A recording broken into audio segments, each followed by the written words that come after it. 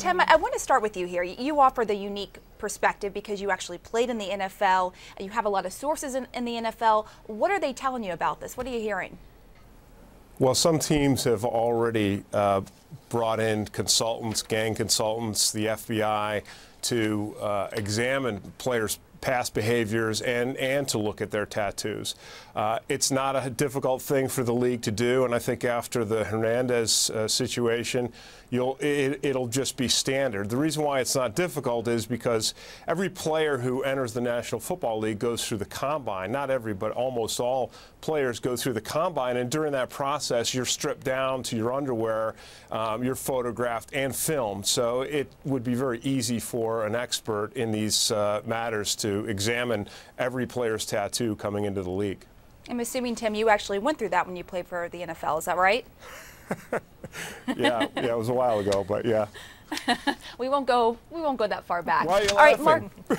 We're laughing. What are you talking about? All right, Mark, I want to go to you now. Do you think this is a knee-jerk reaction in the wake of everything with Aaron Hernandez? As long as they don't go too far. But yeah, it could be a knee-jerk reaction to the extent that, I mean, are you going to take a symbol of a tattoo and then suggest that you're going to take it to a committee, or what does it mean and how are you going to interpret it? And if somebody was young and dumb at 16 or 17 and got a tattoo, I mean, you know, you can understand what they mean by looking at them in large part. But if in fact it's keeping good people out, you've got to be very careful, because now you're dealing with a subjective interpretation as to what something might mean, and that could really destroy somebody's potential career. So I think as long as it's measured with some measure of moderation, but let's not go too far. Yeah, because there's several players who don't have a sketchy background, who have tattoos, and like you said, it's subjective.